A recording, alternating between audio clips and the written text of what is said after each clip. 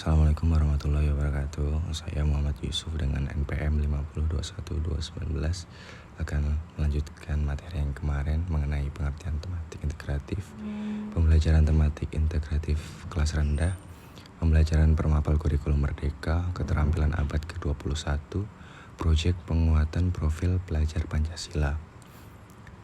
Pembelajaran tematik integratif adalah pendekatan pembelajaran yang mengintegrasikan beberapa kompetensi dari berbagai bidang studi ke dalam satu tema tertentu, agar peserta didik dapat memperoleh pengalaman belajar yang bermakna dan tidak terbatas pada disiplin ilmu tertentu, sehingga kemampuan kognitif efektif dan juga psikomotorik peserta didik dapat berkembang dengan seimbang dan menyeluruh.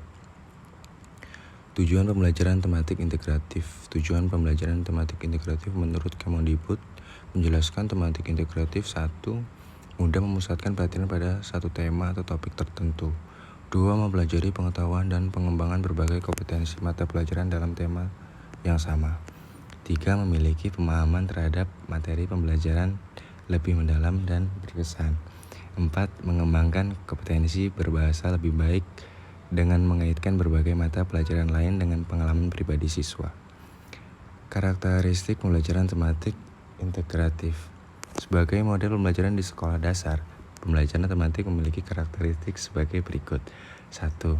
Berpusat pada peserta didik, memberikan pengalaman langsung ataupun kontekstual.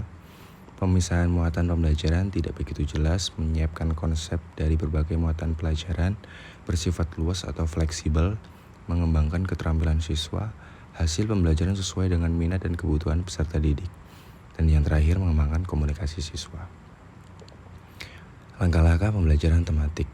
Menentukan tema. Dalam menentukan tema dapat ditentukan oleh pengambilan kebijakan atau juga dapat ditentukan sebagai diskusi antara guru dan siswa sehingga disepakati sebuah tema yang akan dipelajari.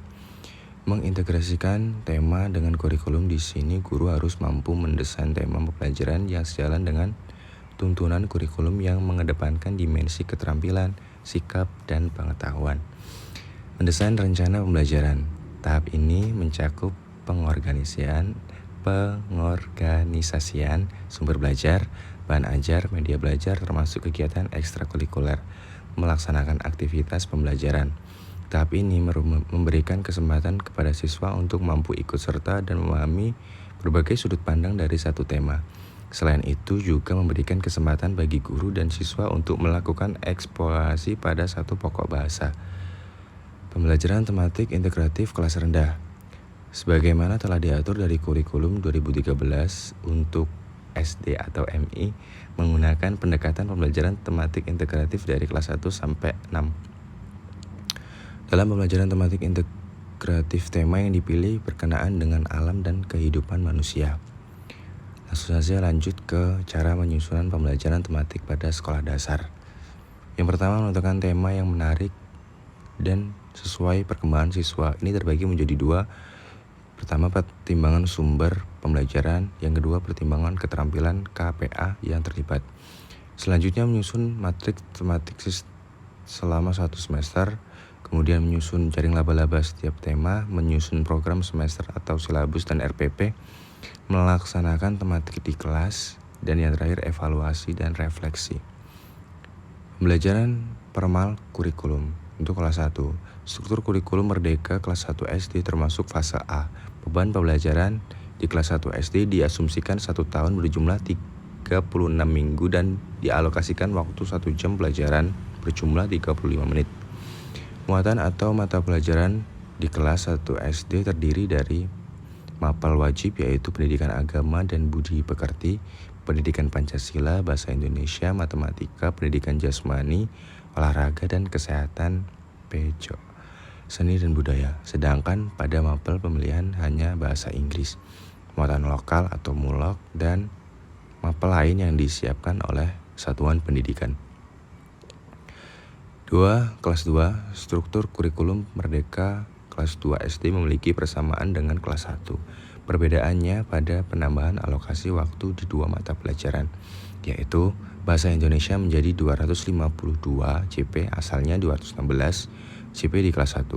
Matematika menjadi 180 CP, asalnya 144 CP di kelas 1. Total alokasi waktu pembelajaran intrakurikuler pertama menjadi 900 CP, asalnya 828 CP di kelas 1. Pembelajaran permal kurikulum, kurma, kelas 3, 4, dan 5. Struktur kurikulum kelas 3, 4, dan 5 memiliki alokasi waktu yang sama di setiap mata pelajaran. Walaupun kelas 5 di fase C berbeda fase dengan kelas 3 dan 4 di fase B.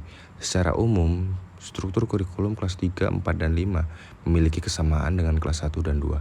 Adapun perbedaannya pada berbagai hal yaitu Bahasa Indonesia memiliki alokasi sama dengan kelas 1 SD berjumlah 216 CP. Matematika memiliki alokasi sama dengan kelas 2 berjumlah menjadi 180 CP.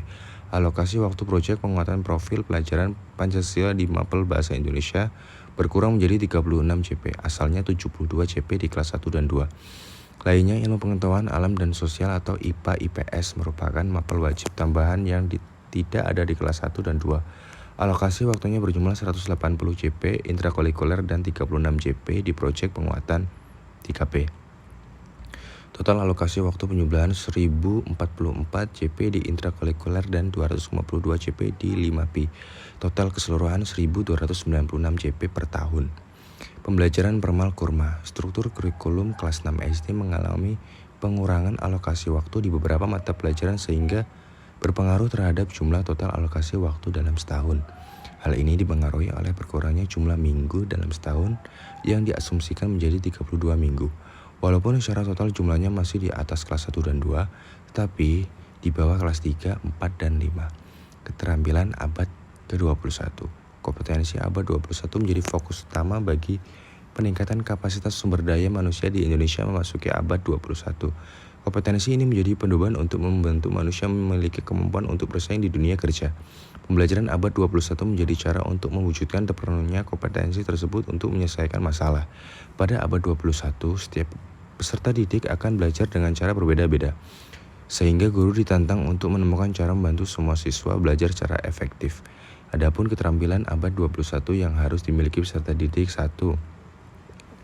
Critical thinking, berpikir kritis, collaboration atau kolaborasi, communication atau komunikasi, dan yang terakhir creativity atau kreativitas. Profil pembahasan pada Pancasila P5. Kegiatan proyek penguatan profil Pancasila atau 5P bertujuan untuk memperkuat upaya pencapaian profil pelajar Pancasila.